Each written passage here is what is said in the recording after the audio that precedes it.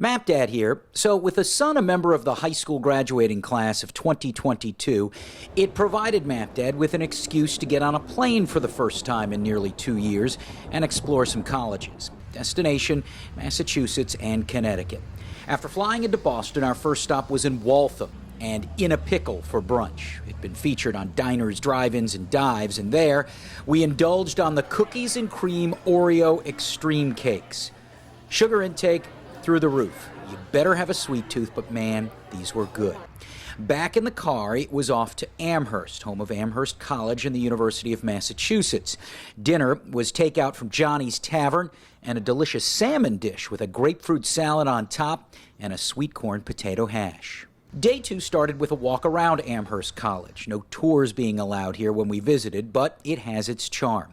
Then we headed south down Interstate 91, and my son was alert to what was in Springfield, Mass. Not the Simpson family, but the Basketball Hall of Fame. While it doesn't have the charm of the Baseball Hall in Cooperstown, any good sports fan should make a stop, despite the $28 admission. Lunch was in Middletown, Connecticut at Sweet Harmony Cafe and Bakery, where I had a fantastic chicken pesto crepe. A tour of Wesleyan University followed, and then it was down to the Connecticut shore, where I had asked a friend to recommend a good seafood joint. Madison, Connecticut, the place. Lenny and Joe's, the restaurant. Takeout was the only option, but we took a lot out. Put seafood in a buttered roll, and yes, I will have it. Plenty of good stuff here. Day 3 began as tourists. I'd purchased the Mystic Pass, which gets you into the 2 big attractions. $57 for adults, $40 for kids. First, the Mystic Aquarium, where I'd been with my family 40 years earlier. Now, if you don't buy the added movie tickets, this can be done in about an hour. Then, just down the road is Mystic Seaport, where you can climb aboard the Charles W. Morgan whaling ship. It was built in 1841 and is the last of its type. Mystic itself is a quaint town, but with general gridlock and a son who isn't into quaint and shopping, it was an easy call for lunch. Mystic Pizza, which is still milking its 15 minutes of fame from the 80s movie of the same name starring Julia Roberts. But I will admit to being surprisingly pleased with the pizza itself. After lunch, on our ride north, MapDad decided to indulge his gambling fix with a quick stop at Mohegan Sun, a Vegas-style casino. MapDad and his son first spent a good amount of time in the arcade playing air hockey before losing a minimum amount of quarters at the slots. Just MapDad, not his son.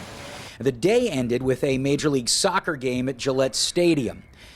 Well, I'm not a Patriots fan, so I cringed a bit walking in, but it wasn't the NFL, I suppose. Day 4 was in Boston and a tour of Northeastern University. The number of colleges here gives the city a real youthful energy. But the highlight for MapDad was off campus as we took a tour of Fenway Park. Sitting on top of the Green Monster was a pretty cool experience, certainly worth the $21 price of admission for the 1-hour tour. Dinner that night was just outside the ballpark at Tasty Burger, Boston's answer to In-N-Out. Good stuff. About $15 for a combo meal with fries and a shake. On our final day, I was a bit stumped over what to do, but rather than stay in Boston, it was time for a history lesson and a 22-mile drive out to Concord in the Minuteman National Historical Park. The visitor center was still closed, but you could see the Minuteman statue and the Old North Bridge, where the shot heard round the world sparked the Revolutionary War.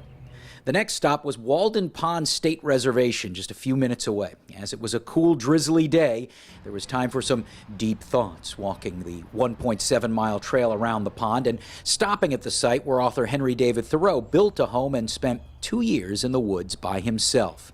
A MapDad parking tip number 1, if you're renting a car in Boston and plan to go to Walden Pond, get a car with Massachusetts plates. I had out-of-state plates and had to pay $30 to park as opposed to just $8 for the locals. As to where we stayed during the week, it was a different hotel each night. Kudos to the Homewood Suites in Hadley, Massachusetts, just outside of Amherst. Spacious, very clean and comfortable, probably the nicest hotel of our adventure, and at $169 a night plus tax, pretty reasonable. Day 2 was at the Hyatt Place in Mystic. Nice enough, but because we were in a tourist town in high season, $279 plus tax for the night was a bit of sticker shock. Night 3 was at the Hilton in Dedham, outside of Boston. The best value at just $129, The room, very basic. The hotel restaurant, though, was still closed, and there was nowhere to get food within walking distance, and that was disappointing. While the first 3 nights we went the chain route, the last night we went, well, hipster-ish. The Verb Hotel in Boston, right next to Fenway Park.